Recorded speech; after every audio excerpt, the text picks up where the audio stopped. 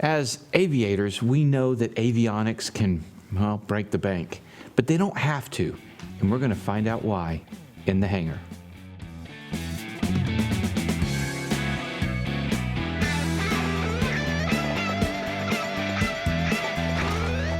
Hi, I'm Dan Milliken. And I'm Christy Wong. Today's episode is brought to you by Wingfield Aviation.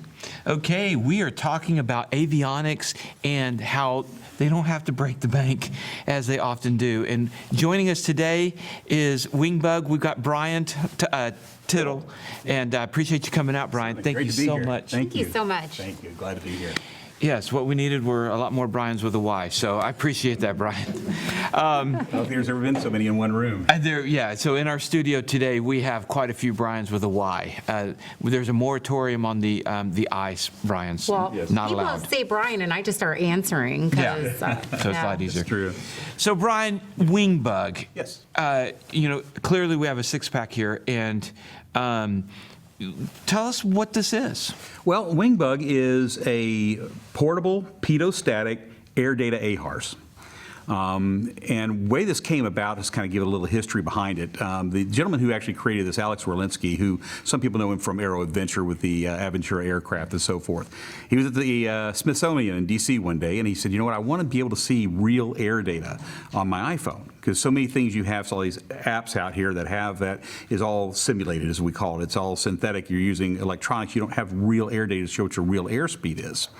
So he called his buddy Brandon, who happens to be a rocket scientist. He's a fluid dynamics engineer, and In his case, it was rocket science. it was right, and it was. And they put their heads together, spent 4 years in research and development. What started with a little Altoid can and a pitot tube evolved into what you see here, which is the WingBug device and, of course, the WingBug app. So it gives a full six-pack display of aircraft instrumentation. We always get the question, synthetic views coming later with the ribbon view, but we're all old-time flyers, so we like the six-pack, and he's really started with that. We fly a lot of experimental aircraft, a lot of the lower-end GA aircraft as well, and a lot of them have the analog. So we went with that first. So what this WingBug does is it has, if I may, it has a pitot tube right here, a real pitot tube, just like you have in the aircraft. And people always say, well, there is a hole there. It's really tiny. And people have questioned that in the past. It's like, well, I thought it should be big. And no, actually, we found out the smaller the orifice of it, the actually more precise the air data is, because the pressure is pressure, and that's how it works. And of course, it has the static ports on the side. Then it has two ports on the front here. And you'll see it moving on the screen as I move it around, so we'll put it this way. So we have two ports here for angle of attack sensors that take the differential between the top and the bottom, and the computer in there figures all that out and what the difference in the pressures are and gives you what your angle of attack is. And then we also have a side here for side slip. Oh, wow. And then inside is all the same electronics and sensors that you'd find in a glass cockpit system. Delta P sensors for all the airspeed, accelerometer, gyroscope, magnetometer, and inertial measurement unit, and all the other technical things that work in here that make it all compute together and then send that information by Wi-Fi into your iPad inside the aircraft.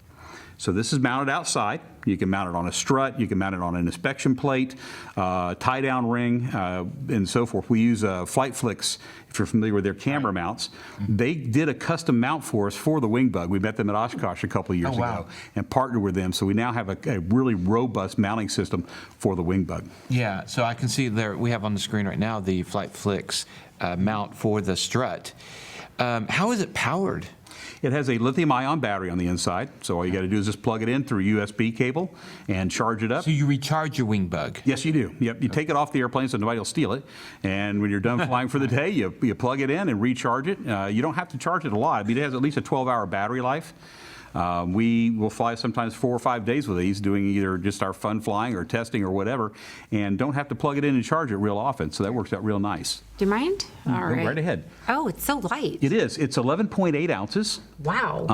The Air Force Academy actually helped us out with some wind tunnel testing with it. It does about 1.1 pounds of force at 200 miles an hour, so it's extremely aerodynamic. The guys always talk, well, how much drag is it going to create on your, negligible. You wouldn't notice it. We've had this flown on Part 103 ultralight aircraft. They see no change whatsoever in their airplane when they're flying it. It also, by the way, has GPS inside there as well, and ADS-B in. Oh. So, which is real nice. That's a real great feature. With the GPS, that flashing is showing that's actually looking for the satellites. We can't get it inside the building here, so that's Okay. why it's flashing. Once you turn it on, You can't fly these aircrafts inside a building. no, it's difficult at best. Now, I think drone pilots. So that is a drawback to the WingBug. It is, absolutely. You cannot use it flying inside of a building. That is its one weakness. But when you do turn it on, though, it finds the satellites, it triangulates and does all that. And what that gives you also is flight data recording. So wow. when we're done, you actually records what all the instruments are doing, creates a KML file, and then you can come back and play that on Google Earth or apps like Cloud Ahoy for instructional purposes. So you can go back and review your flight it's great for training, for self-evaluation. We have many pilots who have bought these for testing. Brian was talking about the aircraft that people build. They build their own airplanes. They've got to test that aircraft. So now instead of getting in your airplane and trying to fly the airplane you just built and write down information about when it took off, what speeds and all this stuff on your kneeboard and still trying to fly and not hurt yourself, now you got WingBug that can fly along with you and go back and sit down in the safety. record it all. And record it and go down and then play it back Like and figure out what it is. GA black box. Yeah. Yeah. Data But it recorder. does more. Yeah. It does so much more. It doesn't do all the things black boxes do, certainly, but it does give you a great added benefit. It's just a fantastic tool for doing that. Wow, I can absolutely see how the LSA, the ultralights can really benefit from. Now you can get some pretty cool 80 AHRS information. Absolutely. How would this be applicable to the schools with the 172s, the Piper Cherokees? How they already have pitot tubes and everything else. They do. So is there an advantage to them using the WingBug as well? Well, what they can do is typically they'll record the flight. They won't necessarily use this for the instrumentation on their aircraft, and on a GA aircraft, for instance. They have the benefit of having this as a backup in the iPad. Should they lose instrumentation, they can go over to their iPad and have that there, which is why a lot of GA pilots buy the WingBug for that purpose. But because it's recording that flight as you're going along, especially if you're in an older analog aircraft, you don't have that ability. And we've learned now from talking with flight schools that even if they do have the advanced glass cockpit technology like G1000, that requires an SD card to be taken out and go in, put it in a computer, and they don't do it. People are telling us they just don't use that to the advantage. With this, as soon as you're done flying, you just within seconds take that KML file, download it to Cloud Ahoy or to Google Earth, and play it back and evaluate that with your student. Now you can review the flights you just did. And so the instructor said, you remember I told you were too low and too slow? And it's like, no, I was just trying not to crash. Well, here's what your plane was doing, and actually show it to them, and then review it or send it home with them, let them review it. Well, this has got to be expensive. Avionics is expensive, and you're giving us, glass AHRS kind of information. Sure. So what's the price point? Well, on our website, it's $1,350. And that's $1,350 for this. Yes, exactly. Yep. The app is free. It's you download it off the Apple App Store, and then you have to subscribe for like $1,000 a year or something? No subscription fee. Now, we're going to probably have some advancements in the future that are way advanced that we hope will create some residual revenue. I mean, Right. we want to make money, Yeah. certainly, but we also don't want to get rich off of each individual. Okay, yeah, so $1,350 is nothing. No, and that includes the compared- mounting hardware. In the world of flight flicks- aviation. In the world of yeah. Yeah, aviation. exactly. Yeah, not nothing, but you know what I'm saying. You guys are aviators, you know what I'm saying. But $1,350 for this kind of information is phenomenal. I'm blown away. It's, I tell you, we're very proud of it. We've gotten great attention from the aviation world. And again, everything from a Part 103 ultralight aircraft to light sport to experimental. We've got guys using it in their experimental aircraft if they choose to as a primary source of instrumentation. And then for the certified aircraft, they can't use it as primary, but they can certainly use it for training and situational awareness. And everything else. redundancy. I like to tell one of my favorite quick stories, if I may. Yeah, We yeah, were please. we were in the innovation showcase at Oshkosh a couple of years ago. We got selected for that, and they brought us up there to do our thing and gave us a booth, and all. It was really nice. In the first year it came to market. And that was after about 4 years of research and development. Second day of the show, gentleman comes up to me at the booth. He says, "I'm really interested in the WingBug." And I said, "Well, that's great. What do you fly? He says, I fly a Cirrus SR-22. Oh my gosh. Was Well, I'm it a great, sailor. Turner? Yeah, I want to sell him a WingBug, so I'm not gonna argue with him. Okay, if you want a WingBug, that's great, but why? And he says, I know I have a lot of redundancy. He says, but I was in California taking off one day, and a dandelion plugged my pitot tube. That's one thing redundant the SR-22 doesn't have. It doesn't have a second pitot tube, so he lost his airspeed data. And he's a relatively new pilot, especially to the Cirrus, and he said it scared the bejesus out of me. And he said, I want to have that extra redundancy. So now I've got at least one Cirrus SR-22 flying around with a WingBug on it, Oh. and a happy pilot. What are they mounted on a Cirrus? Yeah, I was going to ask. Apparently an inspection plate On the underneath. Yeah, on the chute. Yeah, it's a good. We haven't seen that come back yet as it's descending slowly to the ground. Yeah, that's a good question. I think he did found it on the inspection plate, actually. Actually, when he first bought it, let me go back on that. When we first bought it, we were doing a little action camera type mount that used a 3M VHB adhesive tape. Okay, and they're going to have tie downs on there too. They could do a tie down mount. Yeah, the tie down mount. So now he uses the Flight Flicks mount, and I think he does do the tie down.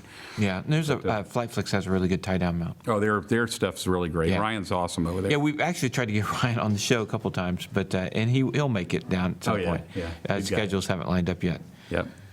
Wow. Okay. And then, is there any kind of certification coming, you think? Are you guys going to try that, or just? I don't think so. I don't think we're going to take it into the certified world. Fortunately, with the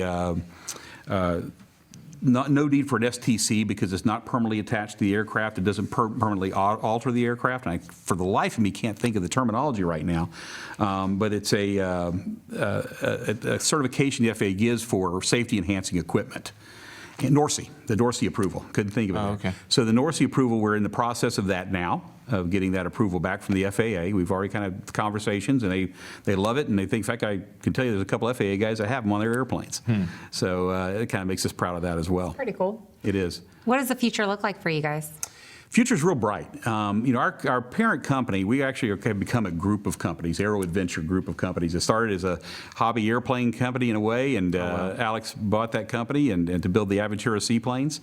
Left his real job and came to doing airplanes, and then he invented this, and now we do a flight school. So it's great. They all kind of work and cohesive together. And it's looking good. We've got a lot of ideas in development, a lot of things we don't share because we've already had people steal some of our technology ideas. Oh, no. Oh, yeah. Well, it happens. It happens everywhere. And it was just one of our neighbors, in fact. So, we don't talk about it until it's there, but we've got some really, really neat uses of this. A lot this can do that we haven't brought to the market yet. Well, I'm still kind of stunned by the price point, and I'm still having a hard time getting over that. Why is it that the avionics are so expensive and for us? I know that they've got to go through. Certainly, they've got to go through so much research and development to get it certified by the FAA to work. Blah blah blah. I get that. Right. But when you're buying what's in essence $150 cost and you're paying $15,000 for the piece, it's just, to me, it's, and then the $1,000 a year subscription on top of all that. Sure, and I agree. I don't know. I don't know really why, except that the certification process, especially in the GA world, is extremely expensive. We're going through that now with our aircraft to take it from the experimental world to a certified SLSA version aircraft for the Aventura. And it's a very tedious, time-consuming, expensive process to do the documentation, the paperwork, and go with the FAA comes in and does all the stuff that they do. And that's one of the reasons we're not really pushing to go that with this. We want to keep it cost-effective. We all in our group have flown from paycheck to paycheck sometimes, and none of us have been wealthy aviators by any means that could just fly and do everything you want to do. So we've had to scrimp and to be able to enjoy what we enjoy.